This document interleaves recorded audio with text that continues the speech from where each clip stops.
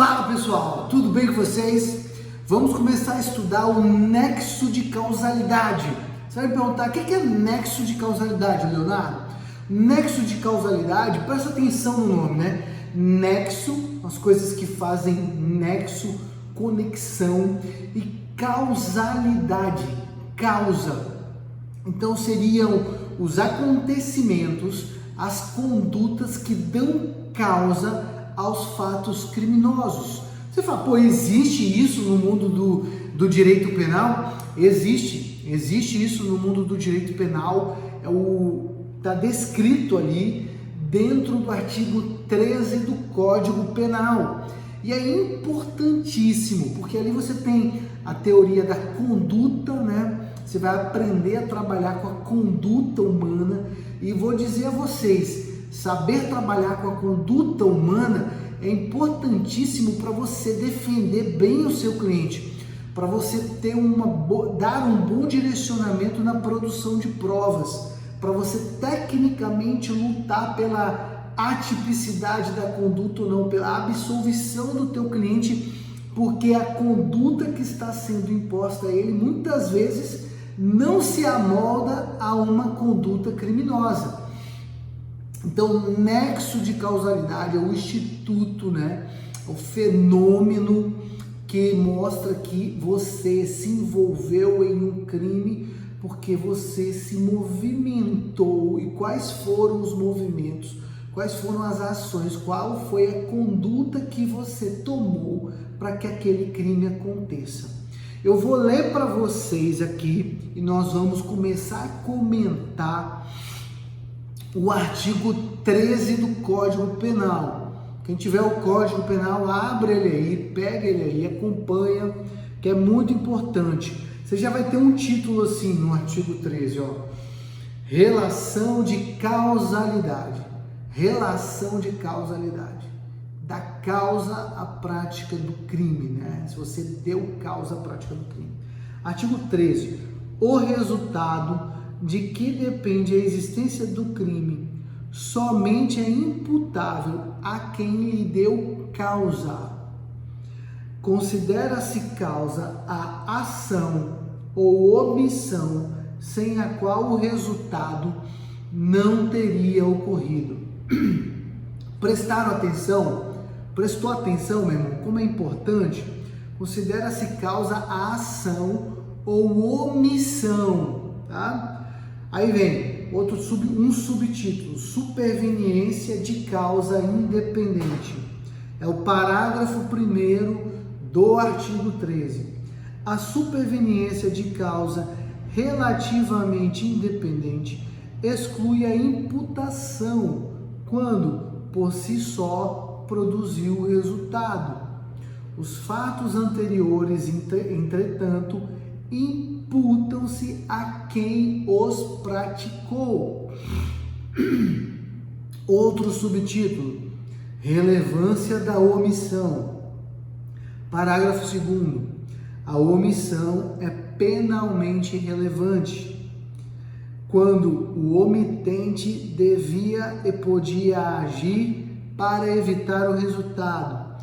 O dever de agir incumbe a quem? A linha A, tenha por lei obrigação de cuidado, proteção ou vigilância. B, de outra forma, assumiu a responsabilidade de impedir o resultado. C, com seu comportamento anterior, criou o risco da ocorrência do resultado.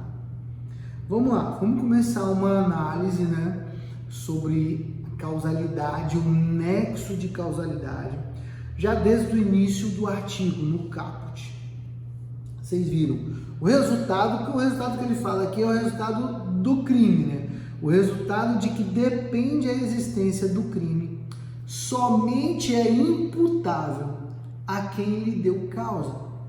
Então, dentro do processo, a conduta da pessoa tem que ser muito bem descrita pela acusação e pela defesa para poder identificar realmente se aquele cidadão, se aquele réu foi ele que deu causa àquele delito, né?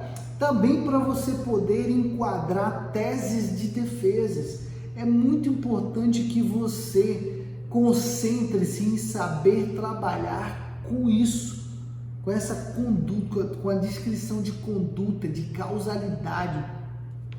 É uma capacidade. O que é o nexo de causalidade? O que é a causalidade aqui? É a capacidade da tua ação.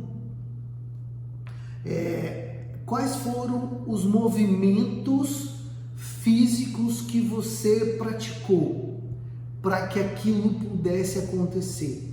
Esses movimentos físicos representam uma conduta. Essa conduta, ela é responsável pelo resultado. E aí, o que é o resultado? O que é o resultado? O resultado é o crime, né? O resultado é o crime. O resultado da sua conduta, da sua movimentação física chegou à prática de um crime. Você vai conseguir, estudando aqui o nexo de causalidade, você vai conseguir entender e prestar atenção nisso, se realmente a movimentação do réu, do agente que está sendo acusado, gerou o crime do qual ele está sendo acusado. Então, esse é o resultado. Dentro dessa movimentação, você tem uma gama de modelos de movimentação que você tem que prestar atenção para poder estudar a conduta. O primeiro deles são os movimentos obtidos por coação física irresistível. Você tem que ver, analisar a conduta friamente para ver se aquela pessoa ela não praticou o crime pressionada, né? Pressionada fisicamente, moralmente, emocionalmente pela movimentação de outra pessoa, pela conduta de outra pessoa na vida dela, acoplando na vida dela, entendeu? A gente vê muito isso aqui no nosso canal. Tem um vídeo, uma sustentação oral, vou botar ele aqui para vocês como sugestão, aonde nós tratamos uma tese de defesa sobre coação moral irresistível, uma sustentação oral no Tribunal de Justiça do nosso estado. Vale a pena assistir, tá? Vale a pena assistir, é um vídeo muito bom. Então, esse é o primeiro tipo de movimento que você tem que analisar. Se é aquela movimentação do real, do pseudo-real, do suposto real, ela não foi iniciada com base numa coação moral irresistível, uma coação física irresistível. Um exemplo, você mata alguém porque outra pessoa está ameaçando te matar. Ela coloca uma arma na sua cabeça e fala: mata fulano de tal, mata aquela pessoa agora. Se você não matar, eu vou matar você. Ou então você atende o pedido de um filho que está preso, que esse é o caso do vídeo até da sustentação oral. O filho está preso e pede à mãe que compre droga e traga para ele na cadeia, porque caso contrário ele será morto pelos colegas de cela, que não gostam dele, são de outra facção, falaram que se ele não trouxer a droga ele será morto. Então é uma coação moral irresistível. Então vocês precisam prestar atenção nesses movimentos, entendeu? A gente vai analisar aqui os principais movimentos da conduta que geram nexo de causalidade. Perceba, tudo tem nexo de causalidade. Se não tiver nexo de causalidade, aquele crime não pode ser imputado ao seu cliente. Isso é muito bom, gente. É uma tese muito importante que faz, inclusive, o seu recurso especial ser recebido para ser apreciado pelo Superior Tribunal de Justiça. Então a gente precisa aprender a trabalhar Está no artigo 13, lá no início do Código Penal, é parte geral, é chato, tá? É chato, mas eu vou dizer para você que se você aprender a trabalhar com o nexo de causalidade, com a teoria da conduta, você vai arrebentar. Olha só, e você que está assistindo o vídeo até agora, clica no like aqui, sai da inércia, toma a conduta na tua vida e clica no like. Clica aqui no like porque esse é o jogo do YouTube, tá? Esse é o jogo do YouTube, ele vai entender que essa mensagem precisa chegar a mais pessoas. Também compartilha essa mensagem. Vem aqui na setinha aqui embaixo, compartilhar e manda ela para 5 pessoas com quem você se comunica no WhatsApp. Bota nos seus grupos de WhatsApp. Você vai ajudar o nosso canal a crescer. Faça isso por favor.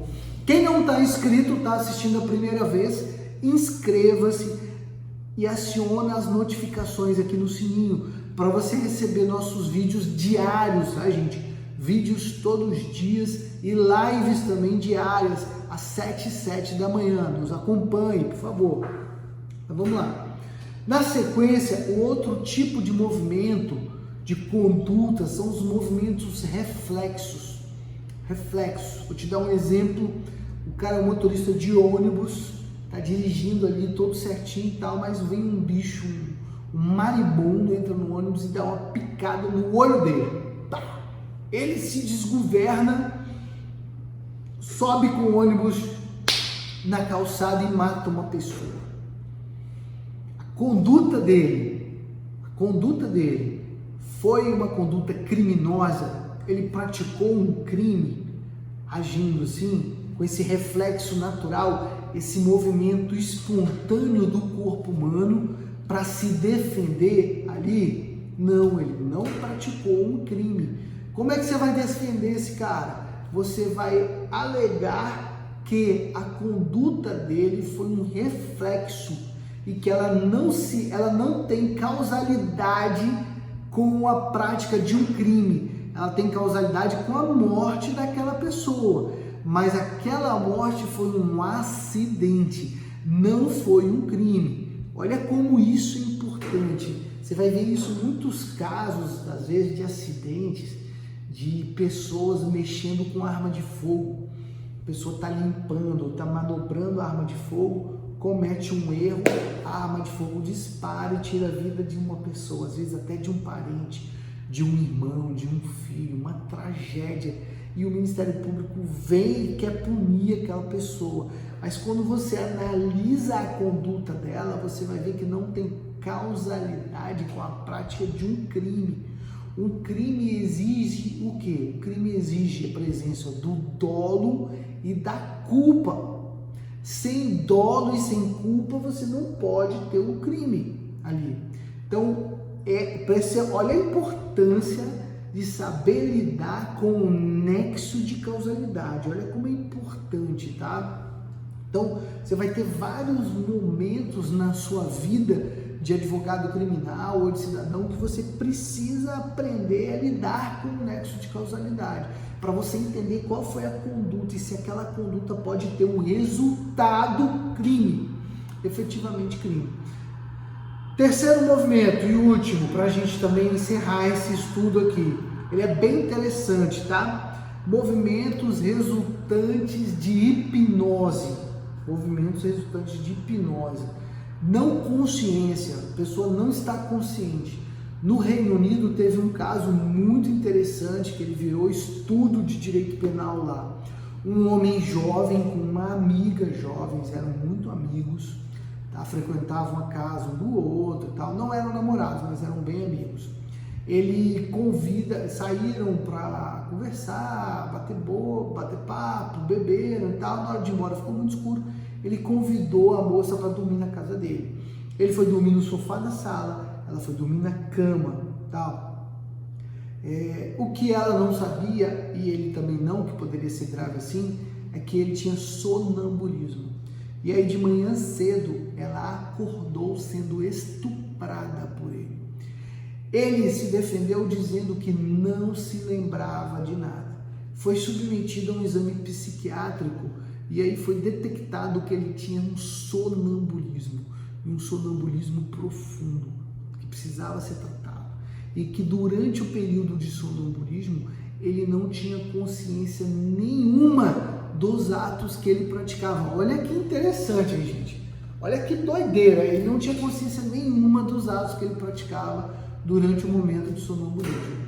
E aí o que aconteceu? O júri inglês absolveu ele.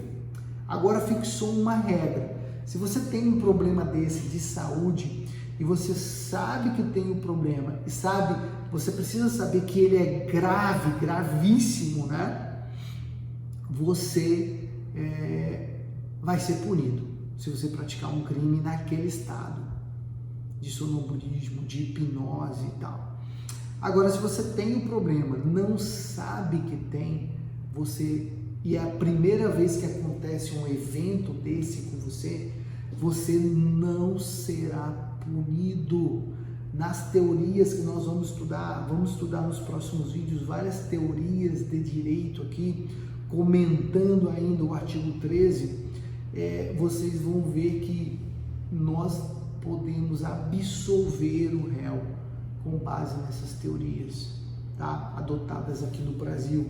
Então, ele vai poder ser absolvido a primeira vez. Se ele cometer outros crimes no mesmo estado, aí não, ele não terá mais a chance de absolvição. Isso foi uma jurisprudência, um leading case firmado na Inglaterra, tá bom, gente? E é muito bacana, muito importante que vocês tenham consciência da existência dele. Por quê? Você pode encontrar talvez um caso de hipnose, uma hipnose forte, profunda, onde o hipnotizador use, manobre aquele agente para praticar crimes de acordo com a vontade dele. Uma situação bem complexa, né? Bem delicada.